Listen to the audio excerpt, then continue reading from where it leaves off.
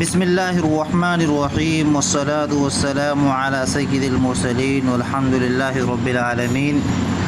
آج ہم سورہ الملک کے آیت نمبر 23 سے اس کی آخری آیت تک بات کریں گے انشاءاللہ۔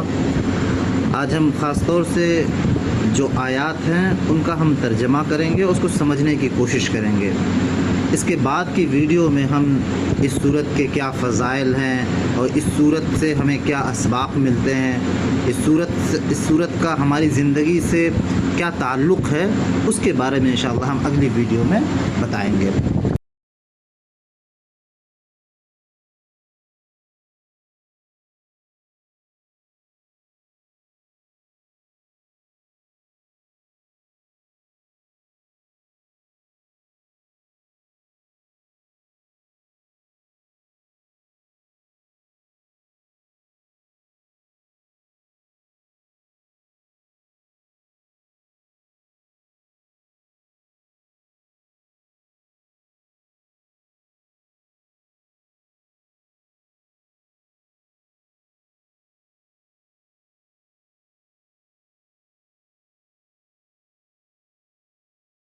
وَجَعَلَ لَكُمُ السَّمْعَ وَالْأَبْصَارَ وَالْأَفْئِدَةَ قَلِيلًا مَا تَشْكُرُونَ۔ انشاء، یہاں پر انشاء ینشئ کا مطلب ہوتا ہے پیدا کرنا، اور جعل کا مطلب بنانے کے معنی میں ہوتا ہے۔ السمع کہتے ہیں کان کو، یا سننے کی جو طاقت ہے اس کو السمع سننے کے معنی میں ہے، لیکن یہاں پر کان مراد ہے، یعنی ایئرس۔ الابصار آنکھیں، الافئدہ دل کے معنی میں ہے۔ اب اس کا مطلب یہ ہو گیا کہ ان سے کہو اللہ ہی ہے جس نے تمہیں پیدا کیا، تم کو سننے اور دیکھنے کی طاقتیں دیں اور سوچنے سمجھنے والے دل دیے، مگر تمہارا حال یہ ہے کہ تم بہت کم شکر ادا کرتے ہو۔ یعنی یہ لوگوں کو مخاطب کرتے ہوئے کہا جا رہا ہے کہ اللہ تعالیٰ نے تمہیں جو ہے پیدا کیا، تمہارے اندر جو ہے سننے کی صلاحیت دی، دیکھنے کی صلاحیت دی، دل دیا، تاکہ تم چیزوں کو سمجھ سکو، تاکہ تم چیزوں میں تمیز کر سکو کون سی اچھی چیز ہے، کون سی بری چیز ہے، تاکہ تم یہ طے کر سکو کہ کون حق ہے کون باطل ہے۔ ایسا نہ ہو کہ کوئی تمہیں الجھا دے، غلط راستے پر لگا دے تو تم اس غلط راستے پر چلنے لگو، اس کو فالو کرنے لگو۔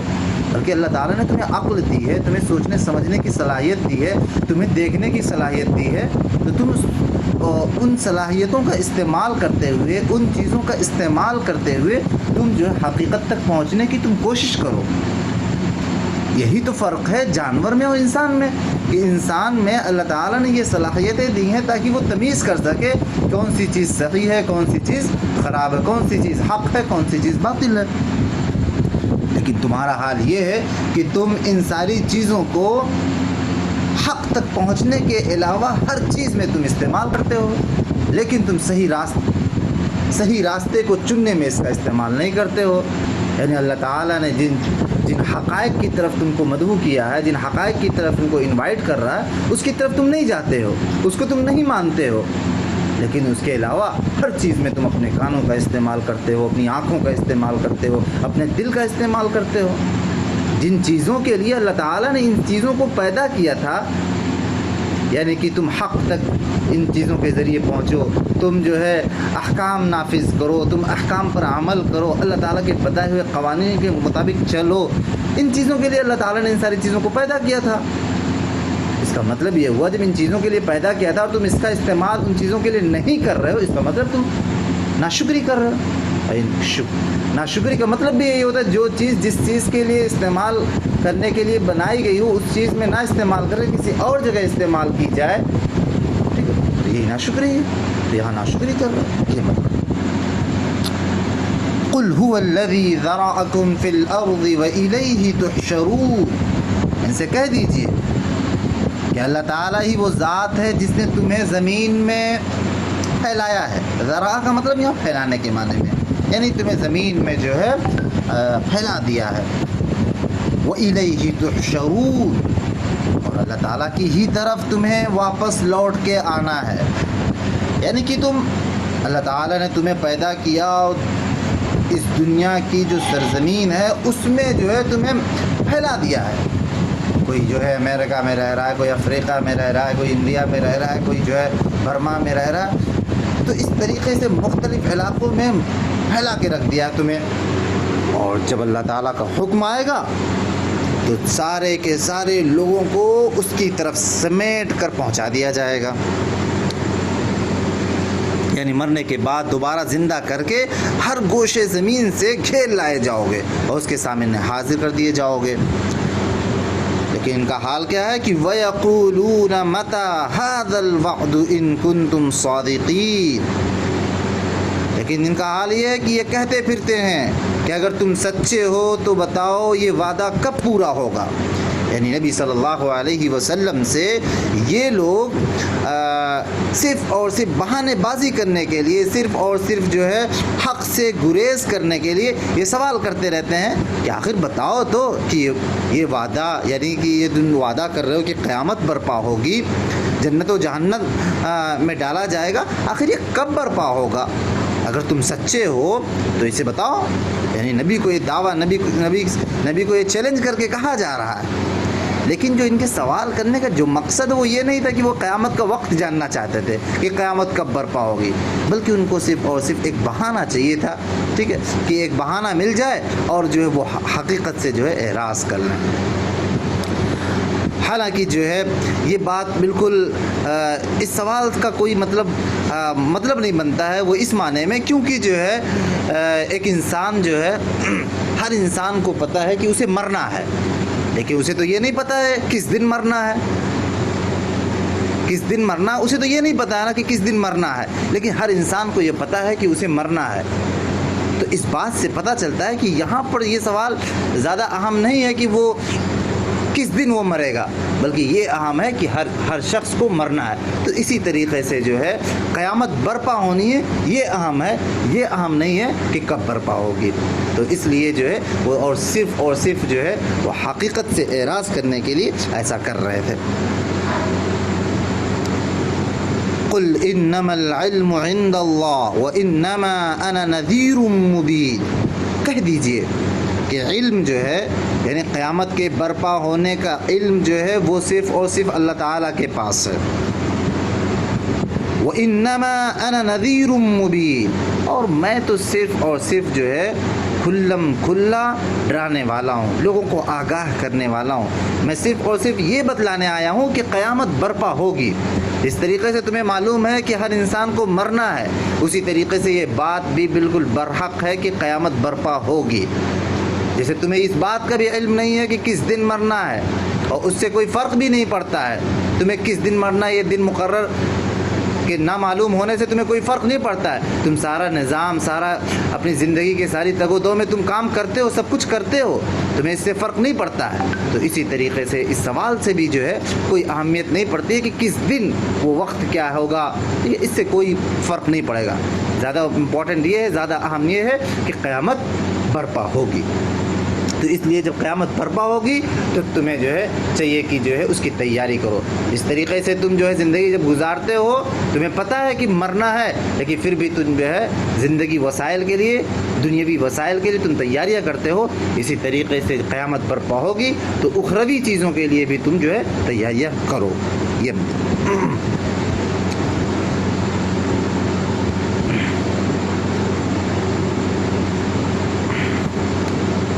فلما رأوه زلفة سيئت وجوه الذين كفروا وقيل هذا الذي كنتم به تدعون.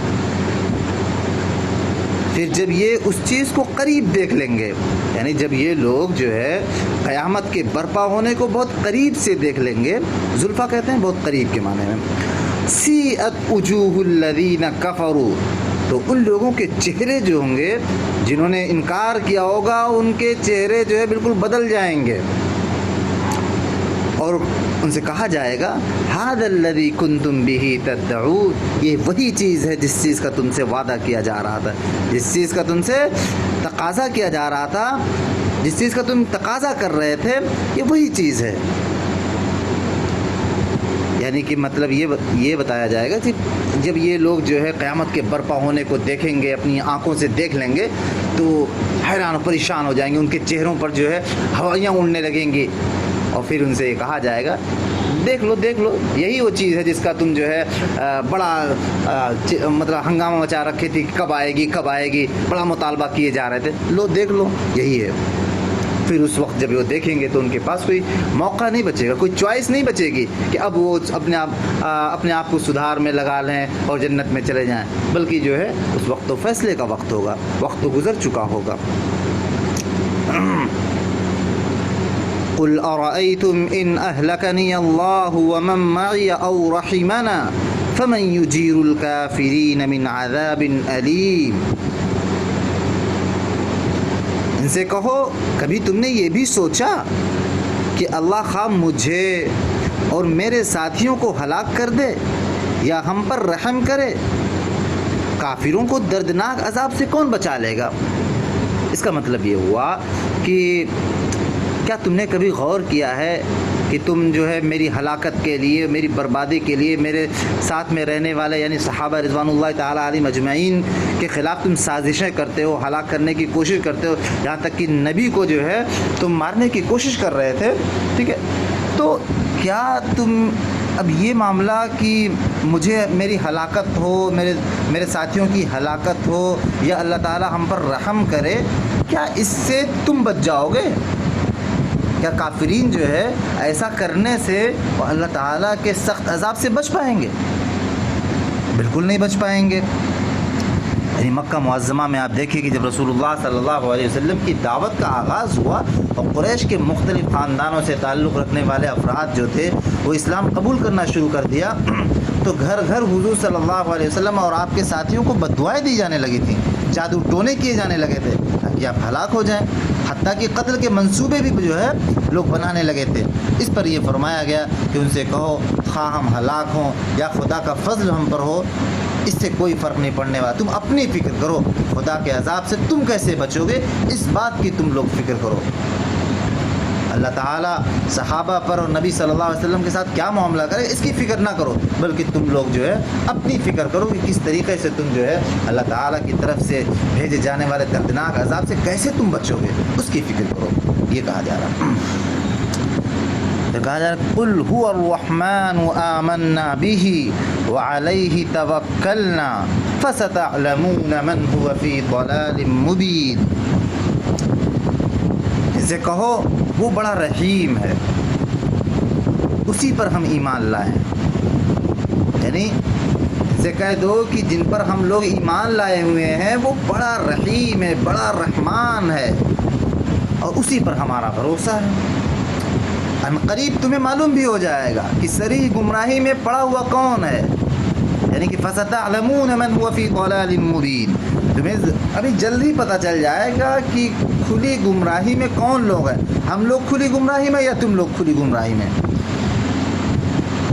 یعنی ہم خدا پر ایمان لائے اور تم اس سے انکار کر رہے ہو، ہمارا بھروسہ خدا پر ہے اور تمہارا اپنے جتھے اور اپنے وسائل اور اپنے معبودوں پر ہے، اس لیے خدا کی رحمت کا مستحق کون ہوگا، ہم ہوں گے یا تم ہوں گے؟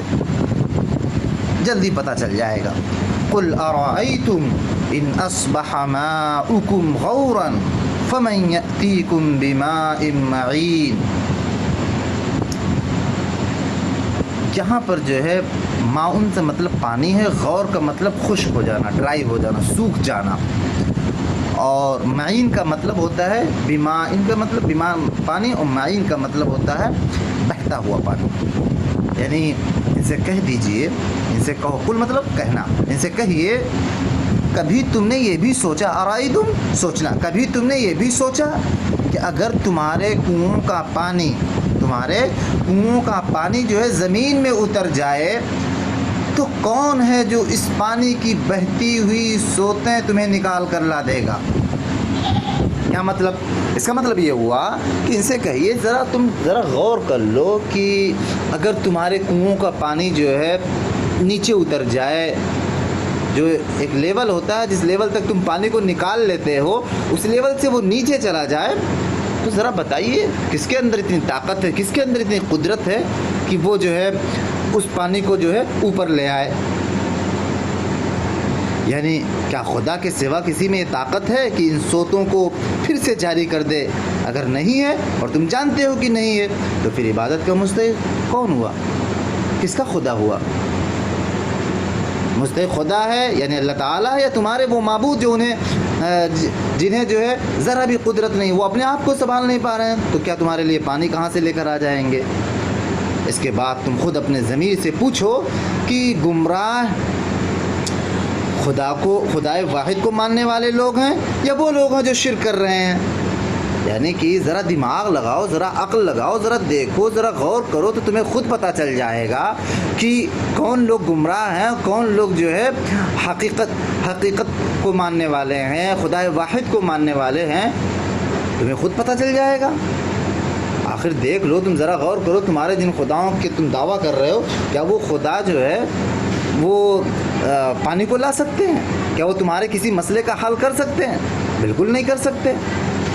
کیا کوئی مختلف خدا ایک دنیا کو چلا سکتا ہے؟ تم ذرا زمین اور آسمان کے بیچ کی چیزوں پر ذرا غور کر لو، دماغ لگا لو، کہ تم خود بخود جو ہے اس بات کے لیے راضی ہو جاؤ گے کہ صرف اور صرف اللہ تعالیٰ، اکیلا اللہ تعالیٰ ہے جو اس پوری دنیا کے نظام کو چلا رہا ہے، اور وہ ہر چیز کو ایک نظام کے تحت، ایک جو ہے حکمت کے تحت پیدا کیے ہوئے ہے، اور اس حکمت میں یہ بھی ہے کہ اللہ تعالیٰ ایک دن جو ہے قیامت برپا کرے گا اور جنت و جہنم جو ہے واقع ہوگی۔ اس طریقے سے اس سورت کا اختتام ہوتا ہے۔ انشاءاللہ ہم اگلی ویڈیو میں اس سورت کے ذریعے کیا ہمیں سبق ملتا ہے اس کو ہم سیکھیں گے، اور جو ہے اس سورت کے کیا فضائل ہیں ہم اس کو بھی سیکھیں گے۔ وآخر دعوانا ان الحمد للہ رب العالمین۔